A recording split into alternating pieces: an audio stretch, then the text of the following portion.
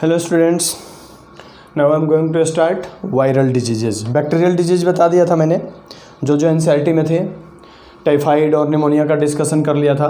Typhoid pneumonia के बाद से डिप्थीरिया के अलावा प्लेग था। प्लेग के अलावा एक और डिजीज का डिस्कशन किया था, डिसेंट्री, बैक्टीरियल डिसेंट्री। वायरल में तो सिर्फ एक ही डिजीज दे रखा है, लेकिन थोड़े थोड़े हम वायरल के और के भी नाम बता देंगे या डिस्कशन जितना हो सकता है कर लेंगे।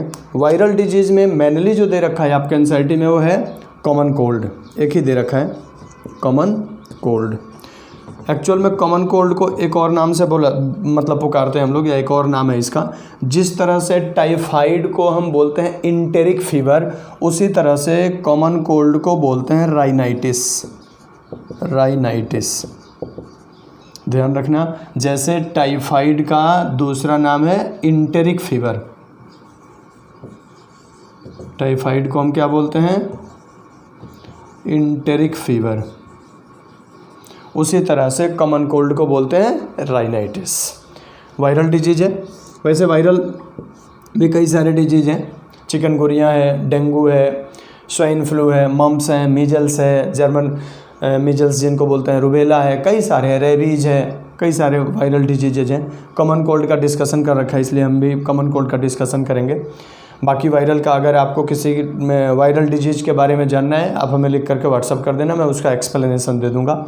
ऐसे वायरल डिजीज़ तो बहुत सारे हैं, और जो कॉमन भी है, जैसे हाइड्रोफोबिया आप शुरू कर लें तो कम से कम हाइड्रोफोबिया, रेबीज जिसको बोलते हैं, चिकनगुनिया हो गया, डेंगू हो गया, ये सब तो कॉमन ही वायरल डिजीज है जो हमारे अराउंड में, सराउंडिंग में होते रहते हैं। मम्प्स होता है, मीजल्स हो जाते हैं, कई सारे हैं वायरल डिजीजेज। आपको किसी अगर वायरल डिजीज के बारे में जानना है तो व्हाट्सअप कर देना, बता दूंगा। इसे एक्सप्लेन करने लगे तो टाइम नहीं है अभी, इसलिए इसको मैं थोड़ा फास्ट करा रहा हूँ। कॉमन कोल्ड, इसका पैथोजन याद रखिएगा। पैथोजन राइनाइटिस है, इसलिए इसका पैथोजन जो होता है वो राइनो वायरस है, या राइनो वायरस के कारण ही इसको राइनाइटिस बोलते हैं, राइनो वायरस बोलते हैं। बताया भी था मैंने कि वायरस के लिए कोई स्पेशल नोमेनक्लेचर नहीं कराया गया है, जैसे बैक्टीरिया का है। जो डिजीज कॉजिंग एजेंट होते हैं उसी के नाम पे लगा देते हैं। जैसे पोलियो माइलाइटिस वायरस है जो पोलियो कॉज करता है, नाम सुना होगा, पोलियो माइलाइटिस वायरस। तो उसी तरह कॉमन कोल्ड का है, राइनाइटिस का है, rhino virus. Mode of transmission, ये आता कैसे हमारे बॉडी में? Mode of transmission. तो मोड ऑफ ट्रांसमिशन में देख लो कहाँ कहाँ से आता है। जैसे बताया था कि निमोनिया भी ड्रॉपलेट इन्फेक्शन से आता है, और कॉमन कोल्ड भी ड्रॉपलेट इन्फेक्शन या एरोसोल से आता है। तो इसको भी बोल सकते हो ड्रॉपलेट इन्फेक्शन। ये आता कहाँ से है? तो ड्रॉपलेट इन्फेक्शन से आता है। ठीक है, मोड ऑफ ट्रांसमिशन हो गया। इसके बाद पूछा जाता है इनक्यूबेशन पीरियड। अब इनक्यूबेशन पीरियड देख लो, इसका कहाँ से है? Incubation period. जो इसका इनक्यूबेशन पीरियड है वो अप्रॉक्सीमेटली 3 to 7 डेज का होता है। 3 to 7 डेज का होता है। इसके बाद आपसे पूछा जाता है इसका sign and symptoms. Generally symptoms से इसको आइडेंटिफाई कर लेते हैं, इसके लिए कोई आपको ब्लड टेस्ट या कोई पर्टिकुलर टेस्ट कराने की ज़रूरत नहीं पड़ती है। कॉमन कोल्ड के लिए जनरल डिजीज़ है, ये किसी को भी हो जाता है। आप ऐसा डिजीज़ कोई नहीं है कि बहुत ज़्यादा सीरियस डिजीज़ है ये कॉमन कोल्ड। इसका साइन और सिम्टम देख करके, साइन एंड सिम्टम्स देख करके हम बता देते हैं कि भाई ये कॉमन कोल्ड, जनरली कोल्ड हुआ है। कहते भी हैं कि क्या है, कोल्ड हो गया भाई, थोड़ी सी सर्दी खांसी जुकाम। साइन एंड सिम्टम्स, तो साइन एंड सिम्टम्स एक्चुअल में निमोनिया की तरह ये भी हमारी रेस्पिरेटरी पैसेज को क्या कहते हैं, इन्फेक्ट करता है, बट नॉट लंग्स। ध्यान रखना, इसमें पूछा जाता है कई बार, common cold rhino virus also infect और respiratory system, respiratory passage but not lungs. इस चीज़ को मैं लिख देता हूँ यहाँ लिख देता हूँ कि common cold rhinitis also infect respiratory passage but not lungs.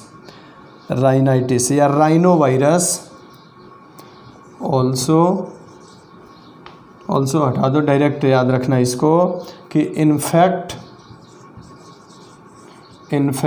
Respiratory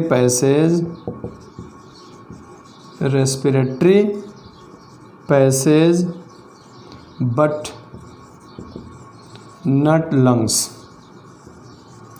respiratory passage को तो ये ब्लॉक करेगा लेकिन लंग्स को नहीं करेगा, ये ध्यान रखना। अब रेस्पिरेटरी पैसेज में जाएगा तो सबसे पहले कोई भी वायरस हो चाहे बैक्टीरिया, अगर रेस्पिरेटरी पैसेज में जाता है तो सबसे पहले गला चोक करता है, जिसको बोलते हैं हम सोर थ्रोट। तो ये सबसे इन्फेक्शन जो होगा वो क्या होगा, तो शुरुआत जो होती है इसकी वो सोर थ्रोट या नेसल कंजेशन से होता है। सोर थ्रोट भी ना कहो, सबसे पहले शुरुआत होती है नेसल कंजेशन। लगेगा कि सांस लेने में परेशानी हो रही है, अंदर न मतलब ऑक्सीजन जा नहीं रहा है, CO2 आ नहीं रहा है, मुंह से आदमी सांस लेने लगता है, नाक लगता है कि पूरा जाम हो गया, ब्लॉक हो गया, उसको बोलते हैं नेसल कंजेशन। शुरुआत जो होता है ये कहाँ से होगा, नेसल कंजेशन से होगा। ठीक है, नेसल कंजेशन होगा। जब नेसल कंजेशन होगा वहाँ से म्यूकस डिस्चार्ज होने लगेगा। Nasal congestion and discharge, nasal congestion and discharge होने लगेगा, नाक से ड्रॉपलेट आने लगेंगे, म्यूकस सिक्रेट होने लगता है नाक से। इसके अलावा सोर थ्रोट, सोर थ्रोट करेगा।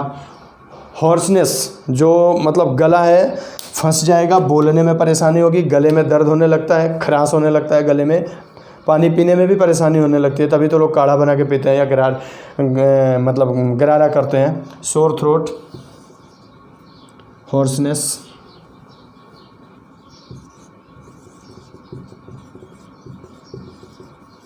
हॉर्सनेस कर देगा, पूरा गले में दर्द या भारी आवाज़ हो जाएगा। इसके अलावा कफ, कफ शुरू कर देगा ये। हेडेक, हेडेक, ये तमाम इसमें डिसऑर्डर होते हैं। इसमें कोई फीवर नहीं आता, ध्यान रहे। हाँ, थोड़ी सी मतलब बदन दर्द हल्का सा शुरू हो जाता है, या ये कह लो कि मतलब वीकनेस टाइप का लगने लगेगा, मतलब वीकनेस भी ना कहो, टायर्डनेस, थका थका हुआ आदमी महसूस करने लगता है, टायर्डनेस हो जाता है, कोई काम करने का मन नहीं करेगा, लगेगा बेचैनी टाइप का, एक तरह से ये लगेगा कि भाई मतलब अजीब टाइप का इरिटेशन होना शुरू हो जाता है गले में, सिर में। तो ये तमाम चीज़ें इसके कॉमन सिम्टम्स होते हैं। इसको आइडेंटिफाई करके हम बता देते हैं भाई कोल्ड हुआ है। कोल्ड की बहुत ज़्यादा दवा नहीं लेनी चाहिए, हालांकि शुरू में हो सकता है कि हम थोड़ा सा गर्म पानी, गुनगुना पानी पिएं, हमारे सोर थ्रोट में जो इन्फेक्शन है वो सही हो जाए, या कई लोग बोलते हैं कि भाई काढ़ा बना के पी लें, उस कंडीशन में भी ये सही हो जाता है। इसके लिए बहुत ज़्यादा कोई मेडिसिन लेने की ज़रूरत नहीं पड़ती है। साइन और सिम्टम्स में यही आता है। हाँ, प्रिवेंशन कर सकते हैं कि प्रिवेंशन ये है कि भाई जब भी मौसम चेंज हो तो इससे बचें, कॉमन कोल्ड से बचें। अदरवाइज़ इसमें बहुत ज़्यादा कोई और याद रखने की ज़रूरत नहीं है। आपसे हो सकता है बोर्ड में राइनो वायरस का नाम पूछ दे, मोड ऑफ ट्रांसमिशन पूछ दे, या इनक्यूबेशन पीरियड शायद ही पूछता है, साइन एंड सिम्टम पूछ दे। ध्यान रखना इसमें कि कॉमन कोल्ड में और निमोनिया में, इन दोनों में बस बेसिक अंतर यही है कि न्यूमोनिया में रेस्पिरेटरी पैसेज के साथ साथ लंग्स भी इन्फेक्टेड होता है। लंग्स की एल्वियोलाई में मतलब म्यूकस, या ये कह लो कि फ्लूइड फील्ड हो जाता है, वो पूरा उसमें फ्लूइड डिस्चार्ज होकर के भर जाता है वो। जबकि कॉमन कोल्ड में ऐसा नहीं होता। कॉमन कोल्ड में लंग्स इन्फेक्टेड नहीं होता, सिर्फ और सिर्फ रेस्पिरेटरी ट्रैक्ट इन्फेक्ट होती है, रेस्पिरेटरी पैसेज इन्फेक्ट होता है, लंग्स नहीं होता। तो इन दोनों में बेसिक अंतर ये है, निमोनिया और कॉमन कोल्ड में। कंफ्यूज नहीं होइएगा, निमोनिया बैक्टीरियल होता है, कॉमन कोल्ड वायरल होता है। और कोई वायरल डिजीज को आपको अगर स्टडी करना होगा तो व्हाट्सअप करना, मैं उसको बता दूंगा कि ये वायरल डिजीज है, उसके साइन सिम्टम्स जो भी होंगे वो बता दूंगा। जैसे अपने यहाँ कॉमन होता है डेंगू, नाम सुना होगा, उसको ट्रांसमिट करने का काम एडिस एजिप्टी मॉस्किटो करते हैं, वायरस को फैलाने का काम करते हैं। इसके अलावा वो अगर एक बार हो जाए, डेंगू दो तरह का होता है, एक क्लासिकल होता है, एक हीमोरेजिक होता है। क्लासिकल में तो बहुत हाई फीवर, शरीर पूरे बदन में दर्द होना, जॉइंट पेन होना, ये शुरू हो जाता है, प्लेटलेट्स डाउन होने लगते हैं। हीमोरेजिक ज़्यादा खतरनाक होता है, उसमें तो गम्स से, नाक से, माउथ से मतलब ब्लड आना शुरू हो जाता है। तो ये अपने यहाँ का कॉमन डिजीजेज है। खैर ये आपसे पूछेगा नहीं, सिलेबस में नहीं है, तो अगर रहता तो पूछता।